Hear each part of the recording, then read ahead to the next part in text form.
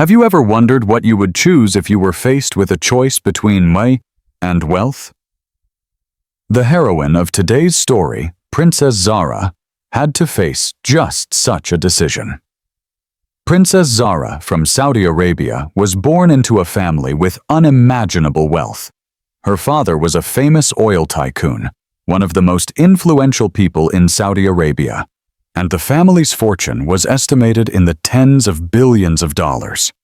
She lived in luxury from childhood, traveled in elite cars, and her food, clothing, and all household items were exclusively of luxury class. Although Zara grew up in an Arab country, she received a Western education from childhood, possessing broad and modern views that were completely unfettered by traditional culture. As she grew older, Zara became filled with curiosity about the outside world. She wanted to explore the world herself and get to know other cultures. Therefore, after graduating from university, she decided to continue her studies in England, enrolling in a master's program in international relations and cultural studies. "I am tired of life in a golden cage," she once told her best friend. "All I want is freedom and true love, not a life directed by my family." During her studies in England, Zara met Noah, an exchange student from Canada. Noah's family was very simple, and to finish his studies in England, he had to rely on scholarships and part-time jobs. They fell in love with each other at first sight, and soon plunged headfirst into the pool of love. Noah did not know about Zara's true background. He thought she was just an ordinary student from an Arab country. And Zara was happy to hide her identity because she was finally able to feel pure love, unburdened by wealth and status. "You know, when I am with you, I feel like an ordinary person. And it is such a beautiful feeling," Zara often told Noah. After a year of dating, Noah's studies came to an end, and he needed to return to work in Canada. At this moment, Zara made a shocking decision. She was ready to give up everything her family gave her to follow Noah and live in Canada. "What? Are you crazy?" her best friend asked in shock. "You are going to throw away your life and fortune in Saudi Arabia for some guy from Canada? Do you even know what Canada is? It is freezing cold and totally different from our standard of living." Of course, in the eyes of many wealthy Arabs, Canada was a distant country with a harsh climate, differing greatly from the wealthy oil monarchies. They believed that while developed, the lifestyle was too modest. People lived in small condos, took public transit and the subway, had no servants, and no habit of luxurious consumption. But Zara did not think so.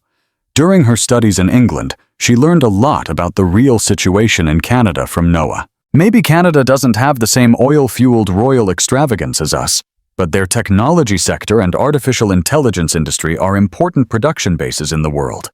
Many large Canadian companies play a key role in the global supply chain, Zara explained to her friend. And what was more important, the level of healthcare and education in Canada was at a world-class level. The natural tourism was outstanding, and the quality of life was actually very good.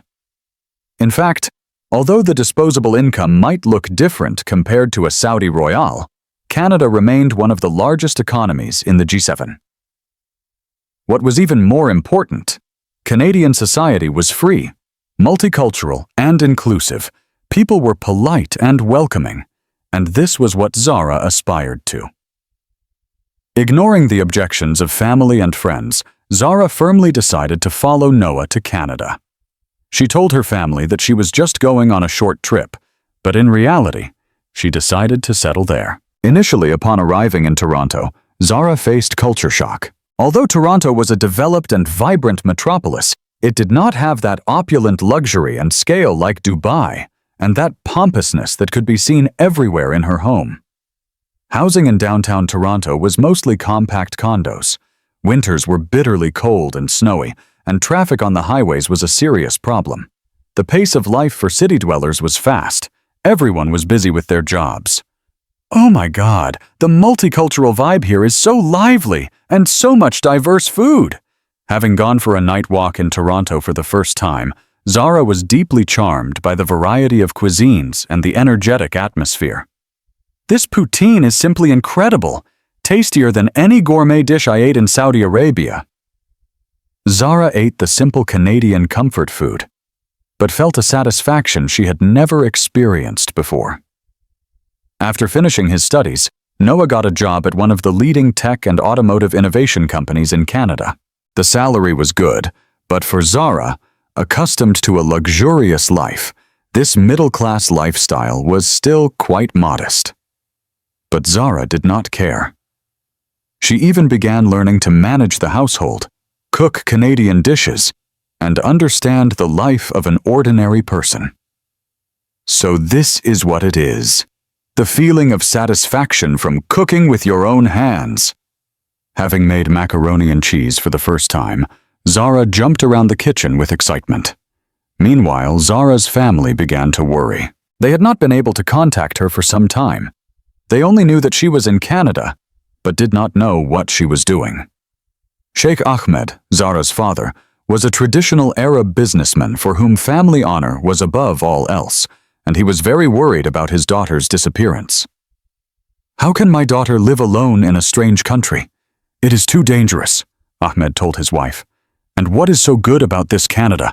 Snow, ice, taxes, what kind of life awaits her there?" In Ahmed's imagination, Canada was just a vast, cold land that could not compare to the prestige of their life in Saudi Arabia. He could not imagine that his daughter, a real princess, would live in such a place. But in reality, the level of economic development in Canada was very high. Canada was an important base for advanced manufacturing and green technology, and its industrial development was world-leading. On the streets of Toronto stood skyscrapers. The transit system was extensive, and the city life was vibrant. What was even more important, Canadian society was free and open, and relationships between people were based on mutual respect. Zara felt freedom and respect here that she had never experienced before. This was something she had never felt in her wealthy family in Saudi Arabia. In Canada, no one limits my freedom just because I am a woman. No one looks at me sideways just because I am Arab. Everyone here is from somewhere else, Zara often told Noah. Here I found the real me. But the good times did not last long. Zara's father, through various channels, eventually found out where his daughter was, and also learned about Noah. When Ahmed learned that his beloved daughter was living with a simple Canadian guy, he was furious. "What nonsense! How can my daughter live with some common guy?" Ahmed was beside himself with anger. "I must bring her back so she understands her position and her responsibilities." Therefore, Ahmed and his wife immediately flew on a private jet directly to Toronto. They were accompanied by bodyguards and lawyers, ready to do everything possible to return their daughter to Saudi Arabia. When Zara found out that her parents were coming to Canada to pick her up, she was simultaneously worried and full of determination. She consulted with Noah for a long time and eventually decided to face this storm head-on.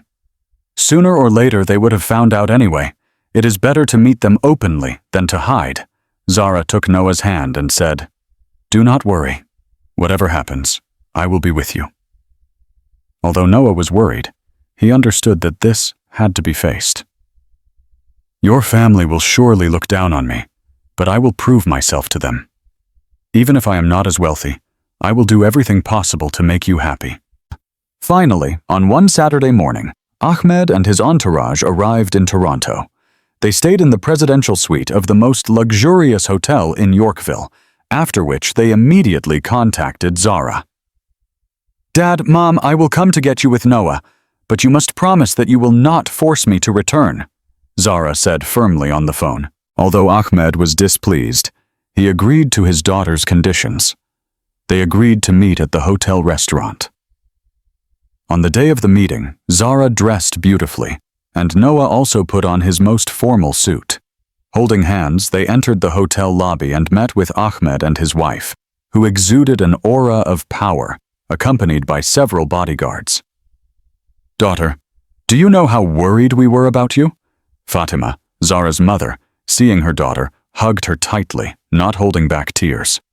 Why did you do this? Disappeared without saying anything. We almost thought we lost you. Ahmed, with a stern expression, looked at Noah, studying the man who had taken his daughter away. In his eyes, Noah's suit was clearly not from a famous designer brand, and the watch on his wrist was very simple. At first glance, it was clear that this was an ordinary person. So you are the guy for whom my daughter gave up everything? Ahmed asked coldly in English. Noah took a deep breath and answered fluently in English. Yes, sir. I love your daughter and will dedicate my whole life to caring for her. Humph. Do you even know who my daughter is? Do you know what she gave up? Ahmed's voice was full of contempt. She is a princess of Saudi Arabia. She has $1 billion fortune. And what can you give her? This cramped condo and a difficult life? Noah was momentarily speechless.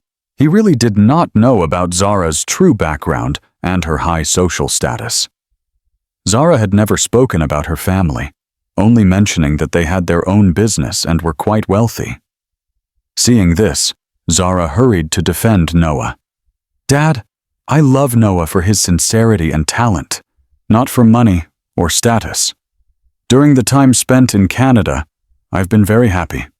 Happier than ever in the palace in Saudi Arabia. Ahmed scoffed. Happiness? What happiness can there be in this cold country? Zara did not give up. Dad, you have a completely wrong idea about Canada. It is not backward. It is a leading nation of the G7. The automotive and tech industries here are advanced.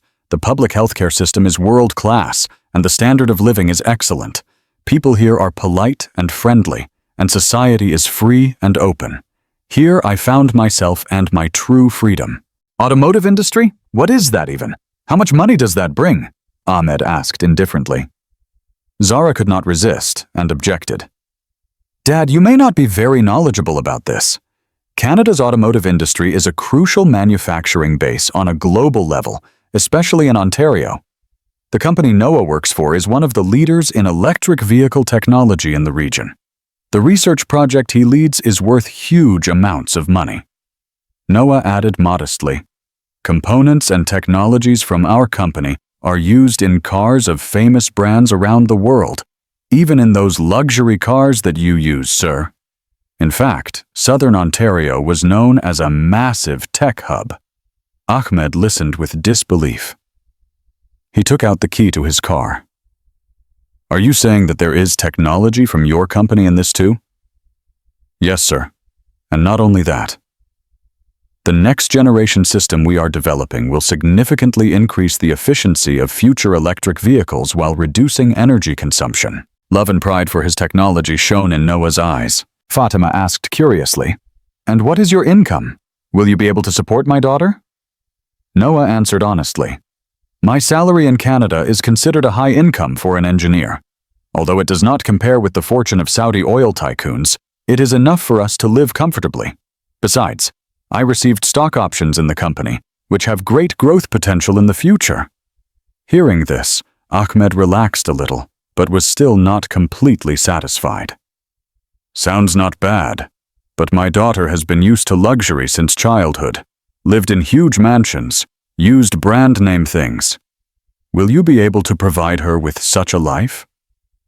Sir, if you do not mind, I invite you to visit my company and see our apartment. That way you can better understand our life and work in Canada. Ahmed thought for a moment and eventually nodded in agreement. The next day, Noah organized a tour of the company and a visit home. When Ahmed's family entered the research and development center of the company where Noah worked, they were completely stunned. A modern and spacious research center, advanced laboratories and prototypes, diligent and dedicated employees.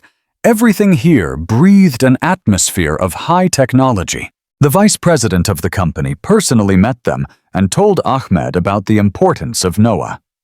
Noah is one of our best design engineers. The drive system he developed for the previous generation brought the company profits in the hundreds of millions. He is now leading the team to develop the next generation product, which is crucial for the future of our company. Ahmed listened with his mouth open.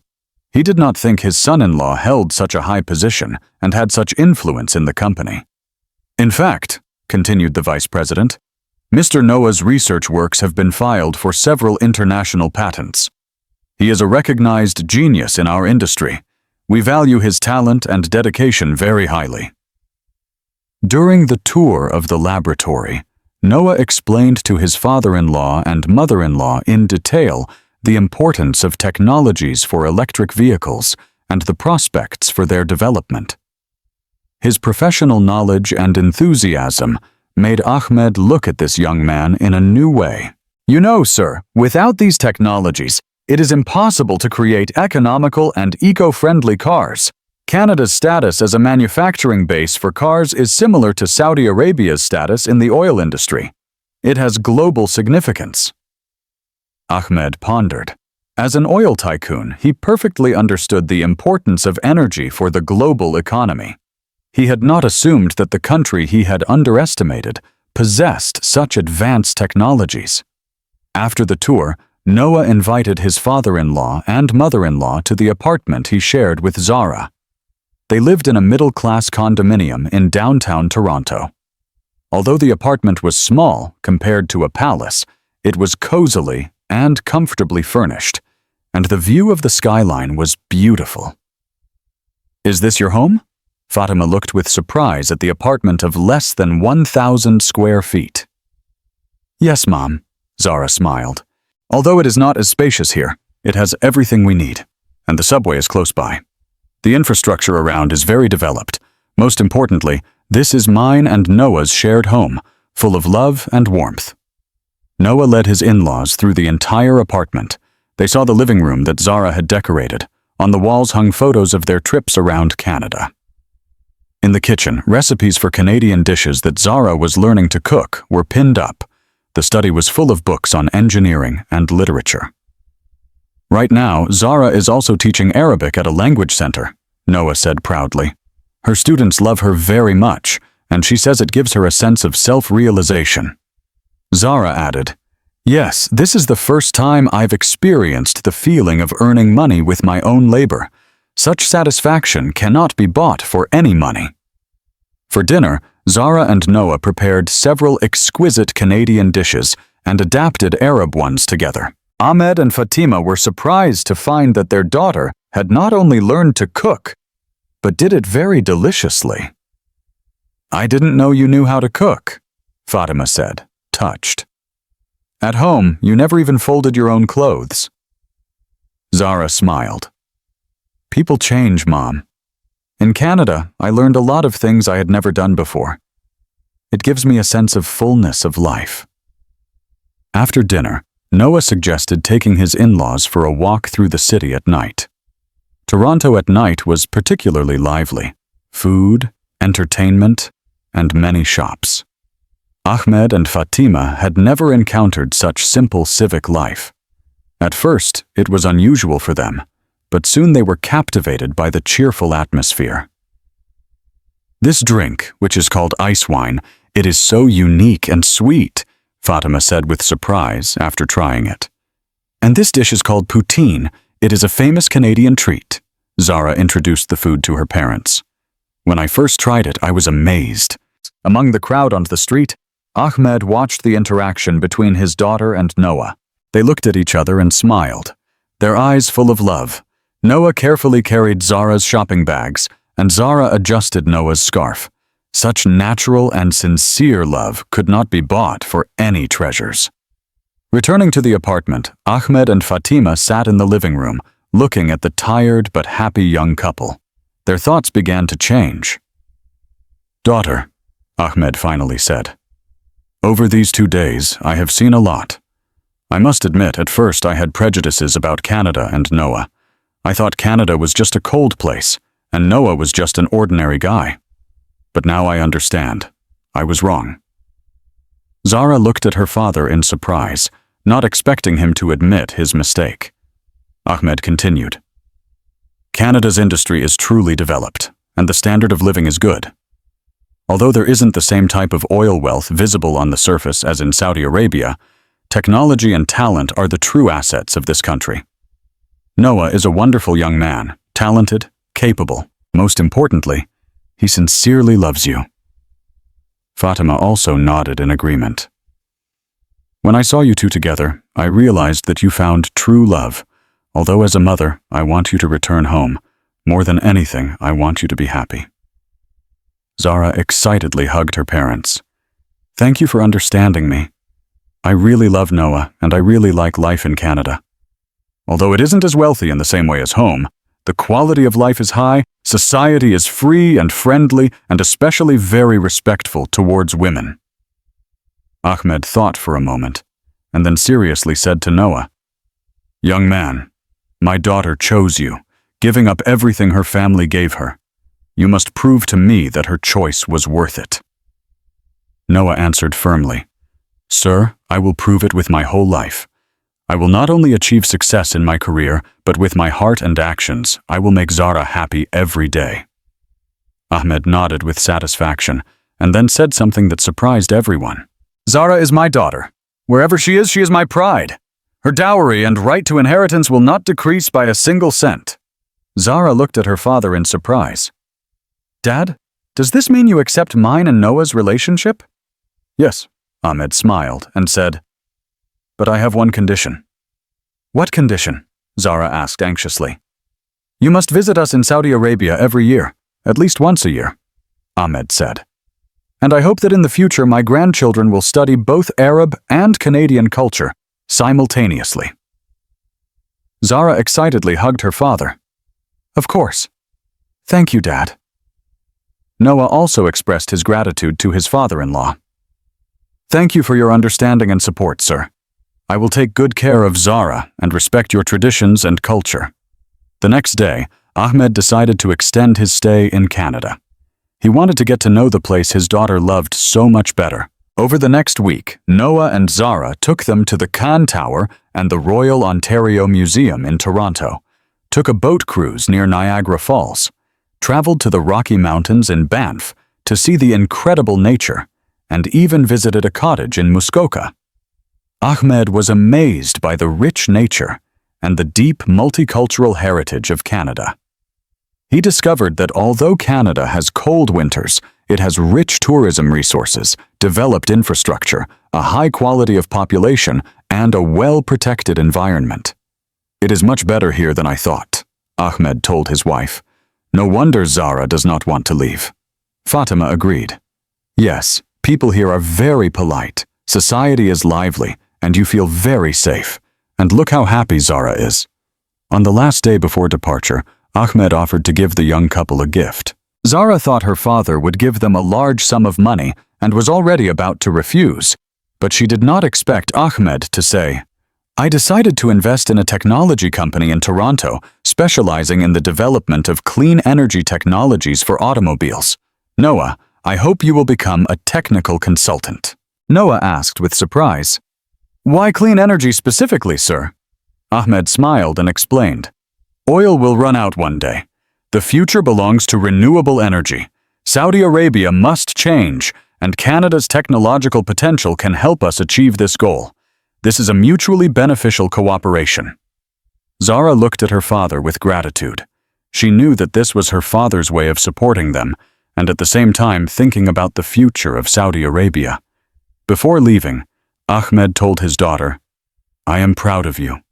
You found true love and found value in your life. This is more important than any wealth. Fatima hugged her daughter and whispered, Do you really not regret leaving the luxury and the big house? Zara answered firmly, Not a bit, Mom.